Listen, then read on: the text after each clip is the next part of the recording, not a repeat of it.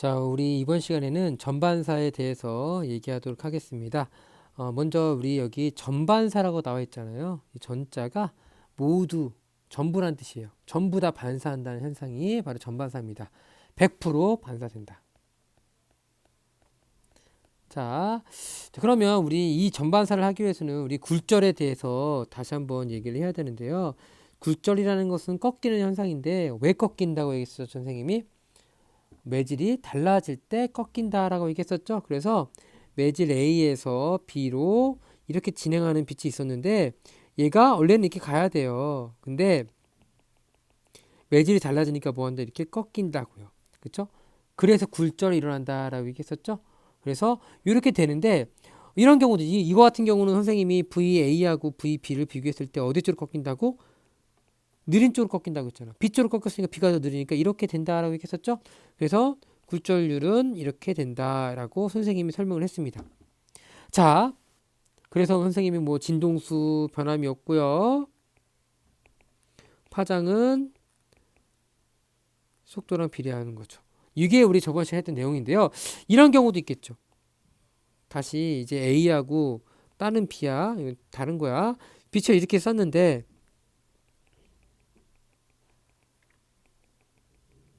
이번에는 이렇게 꺾였대요. 그쵸? 그러면 우리가 뭐 한다고 할 수 있어요? 그것도 속도 A하고 속도 B 구할 수 있죠? 어떻게 구한다고 했죠, 선생님이? 느린 쪽으로 꺾인다. 어디 쪽으로 꺾였어? 지금 A 쪽으로 꺾였죠? A가 더 느리다는 거 알 수 있죠? 그래서 굴절주는 뭐다? A하고 B가 이렇게 된다라는 거 알 수 있겠죠? 자, 그런데 선생님이 이제 뭐라고 했냐면 내가 이런 것도 얘기했어요. 이렇게 입사각이 커지면 굴절각도 커진다라고 얘기했었죠? 입사각이 커지면 굴절각도 커진다라고 했어. 그러면 이 A에서 요 위에 같은 경우는 아무리 깁스하기 커지더라도 전부 다 뭐 하는 거야? 전부 다 굴절만 일어날 거란 말이야.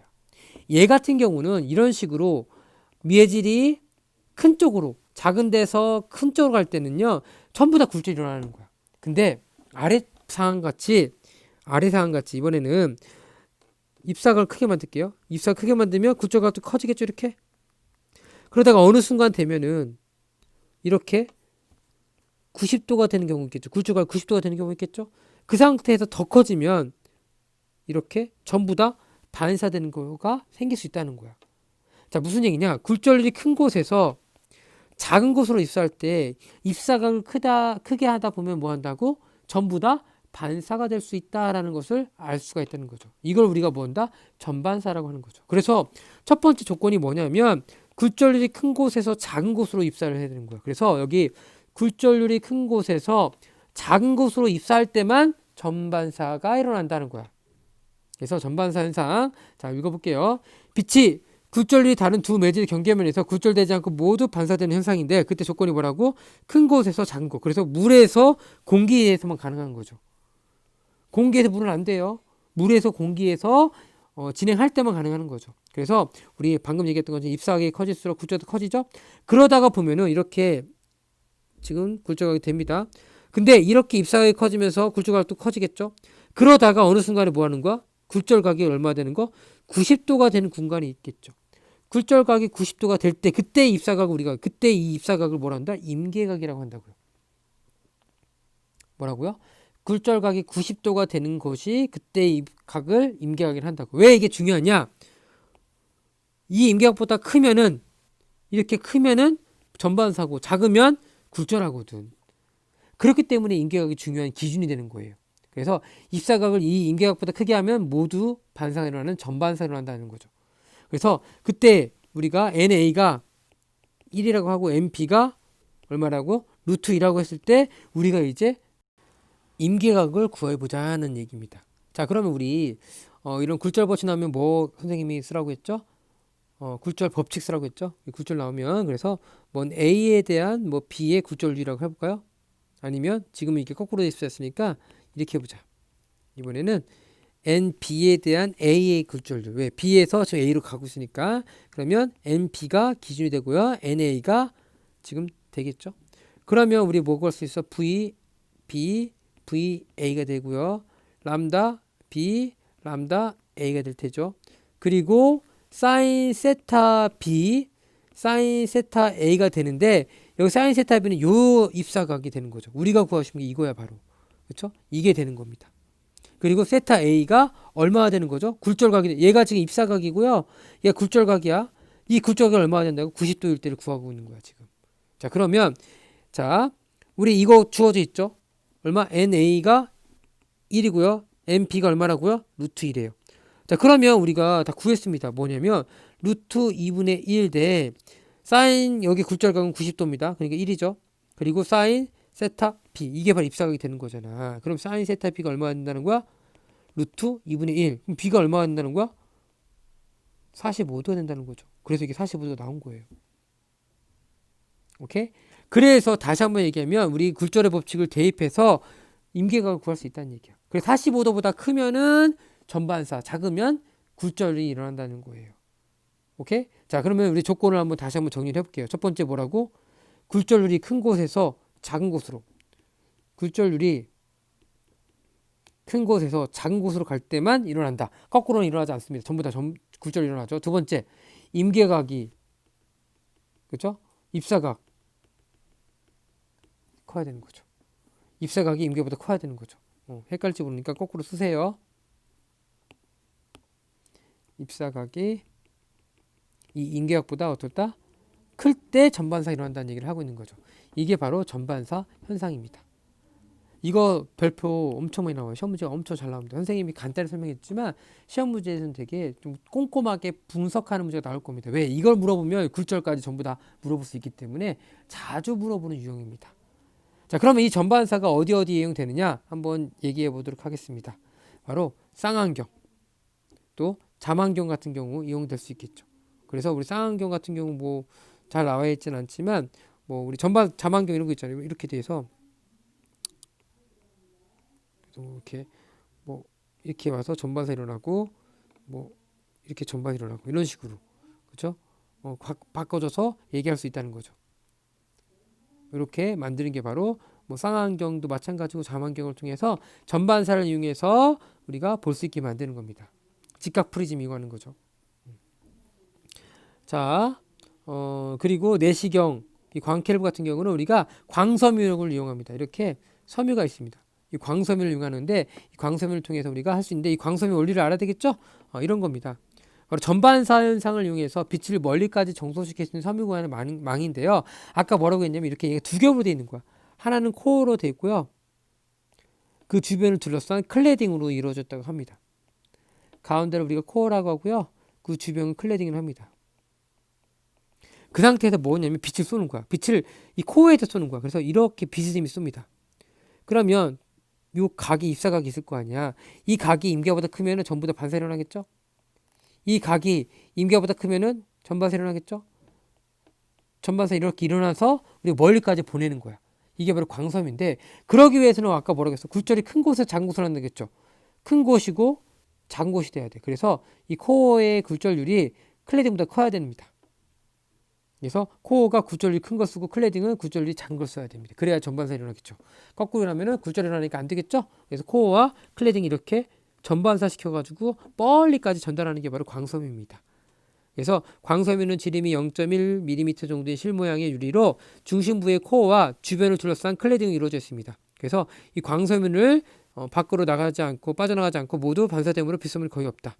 그래서 여기를 동하는 요 전반사 일어나기 때문에 거의 없어서 멀리까지 보낼 수 있게 되는 거죠. 그래서 우리 광통신에 사용되는 겁니다.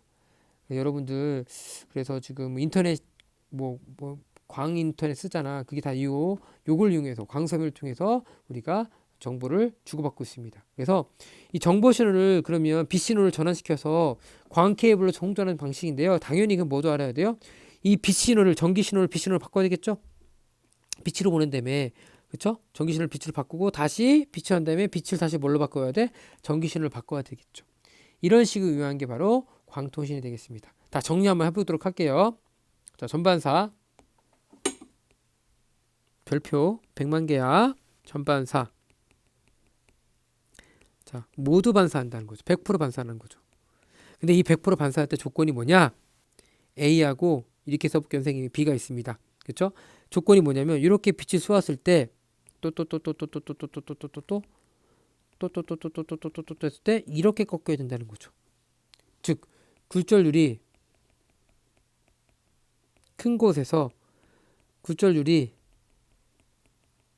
작은 곳으로 갈 때만 일어난다. 그래서 굴절률이 커졌을 때 이렇게 90도가 되는 각이 있겠죠? 그쵸? 이 90도가 되는 요 각을 우리가 뭐라 한다? 임계각이라고 한다고요. IC라고 한다고요. 오케이?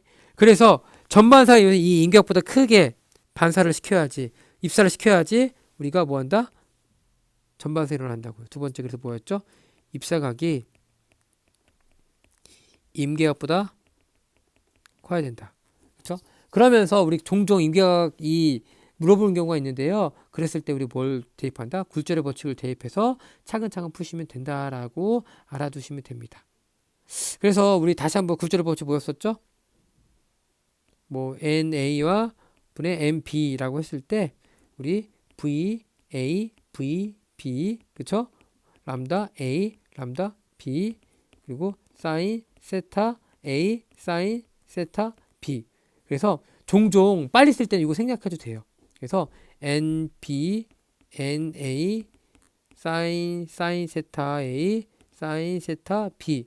그래서 이렇게 곱하면 되겠죠? 그래서 이렇게 표현하는 경우도 종종 있어요. NA, 사인 세타 A 대 NB, 사인 세타 B. 이렇게 풀으면 빠르게 직관적으로 풀 수도 있어요. 그래서 이렇게 외워도 되고요. 이렇게 또 추가로 외워도 됩니다.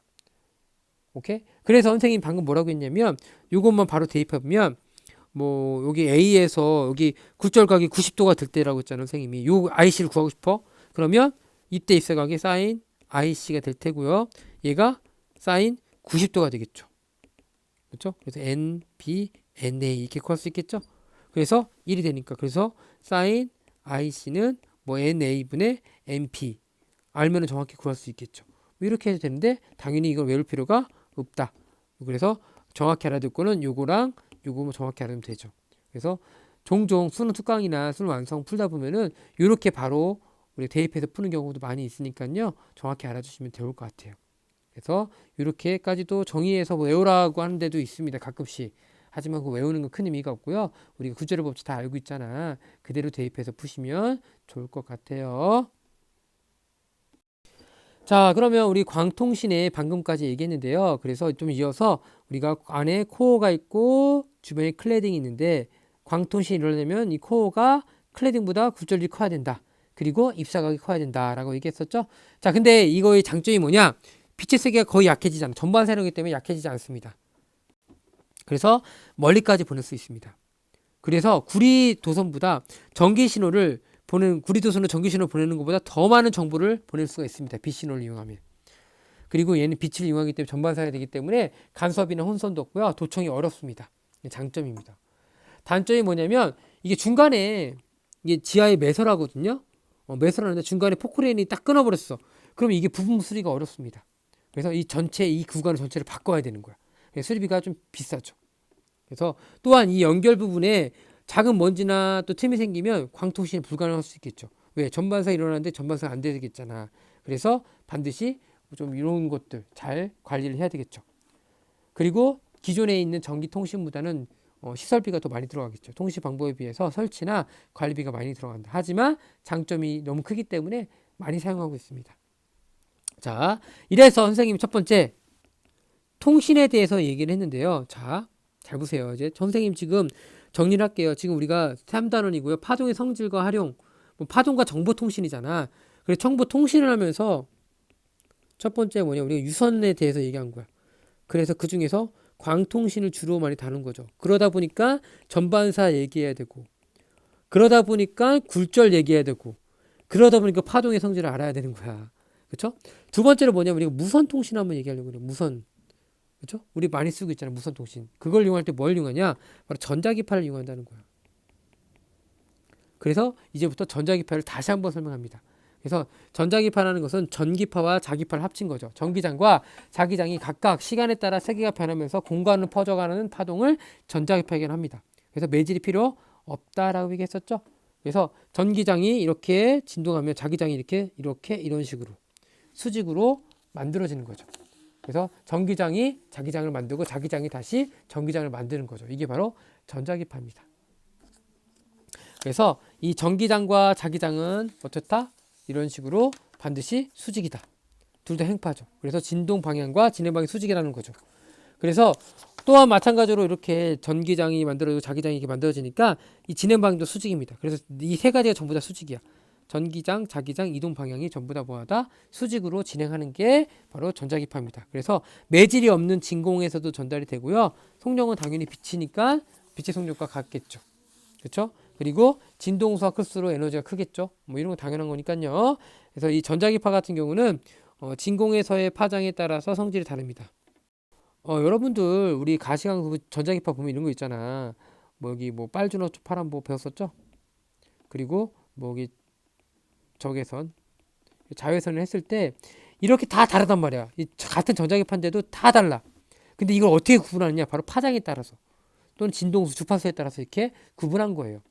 그래서 선생님 여기는 뭐였죠? 에너지가 작고 에너지 크다 그랬죠? 여기는 진동수가 큰 거. 진동수가 작은 것으로 이렇게 분류한 겁니다. 그래서 전자기파는 이 파장에 따라 성질이 다릅니다.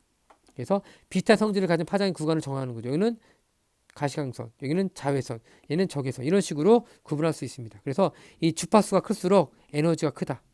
또 주파수가 작을수록 에너지가 작은 대신에 파장이 길어요.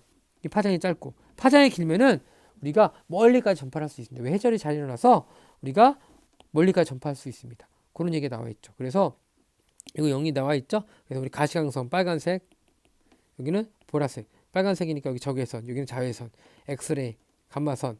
그래서 적외선은 마이크로파, 이렇게 전파 같은 것들을 예로 들고 있습니다. 그래서 가시광선, 또 전자기파 같이 얘기해서 시험 문제 잘 나옵니다. 자, 그러면서 각각의 특징들이 잘 나오죠. 그래서 우리가 우리 감마선 아까 봤죠? 에너지가 크다고 했죠? 감마선 같은 경우는 방사능이죠. 그래서 방사선 붕괴할 때 그렇죠? 발생하고요. 파장이 짧고 주파수가 가장 크죠. 가장 강합니다. 그래서 얘를 어디 사용하냐면 항암 치료, 감마선 망원경 같은 게 사용될 수가 있습니다. 외우는 거 아니고요. 이해하시면 돼요. 엑스레이도 에너지가 큰 편이죠. 그러니까 뭐냐면 얘는 우리 물질 내부를 관찰합니다. 잘 통과가 잘하죠. 엑스레이 사진이라든지 수화물 검색 뭐 그런 것들이 사용되는 게 바로 엑스레이가 되겠죠. 그렇죠? 뭐 구조물 내부 검사 이런 것도 사용됩니다. 자외선은 여러분들 우리 피부 그을리게 만들죠. 살균 작용합니다. 그리고 우리 형광등에도 사용됩니다. 형광등에서 우리 자외선이 나오는데 이 자외선이 형광 물질과 부딪혀서 가시광선이 나오는 거예요. 그래서 우리 형광등 볼 때 가시광선 조금 자외선도 조금 나오겠죠. 그래서 형광등에 의해서 우리 빛이 얼굴에 탈 수도 있어요. 그러니까 선크림은요 실내에서도 바르는 게 좋아요. 자, 자외선 식기 및 의료기기 소속하고요. 의조지폐 감별, 비타민 D 합성. 사실 자외선 얘기하면 끝이 없는데요. 우리 자외선 때문에 생명이 탄생도 바다에서 먼저 탄생됐잖아. 왜 그러냐면은 우리 죽지에서는요 자외선 때문에 세포가 또는 생물체들이 진화할 수가 없었죠. 파괴되기 때문에. 근데 바닷속에서는 뭐하죠? 넘실면서 자외선이 이게 반사되잖아. 그래서 최초의 생물체는 바다에서 만들어졌을 것이다 라고 얘기하는 거죠. 근데 이게 왜냐? 그리고 이게 이런 것도 영향을 주지만 우리 그 비타민 D도 합성하는데 도움이 됩니다. 피부에서 자외선을 받아서 비타민 D를 합성합니다. 그래서 이게 결핍되면은 각기병이 걸리는 거야. 뼈가 굽어요. 그래서 예전에 산업혁명 처음 됐을 때 영국에서 산업혁명 했으니까 공장에 굴뚝이 엄청났을 거 아니야. 그래서 이 공장 굴뚝에 의해서 햇빛이 못 들어오는 거야.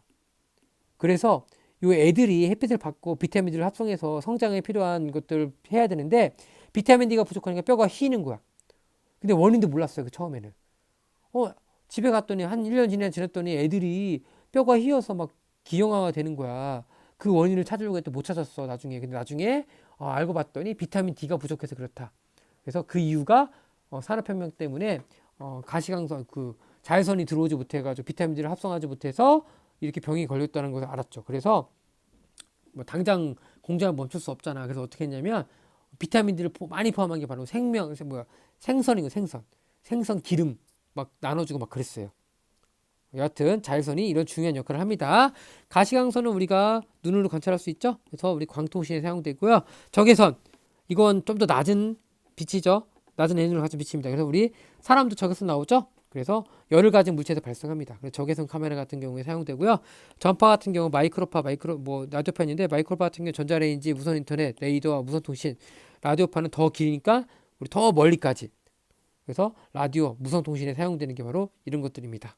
그래서 전자기파 다시 한번 구분을 하면은 이렇게 우리 여긴 보라색이고 여긴 빨간색이죠. 그러니까 여기는 적외선, 여기는 자외선. 그러면서 자외선 구간은 파장이 에너지가 크고 얘는 작고 이런 관계가 있다는 것도 여러분들이 정확하게 알아두시면 됩니다. 그래서 선생님이 지금 사실 이론은 금방 끝납니다. 이거는 이 전반사 이론은요 금방 끝나니까요 여러분들이 조금만 더 좀 구절과 연관해서 공부하시는 게 중요할 것 같고요. 시험 문제 뭐 어려운 것만 나오는 건 아니에요. 방금 우리 배웠던 전자기파의 종류와 이용이 있죠.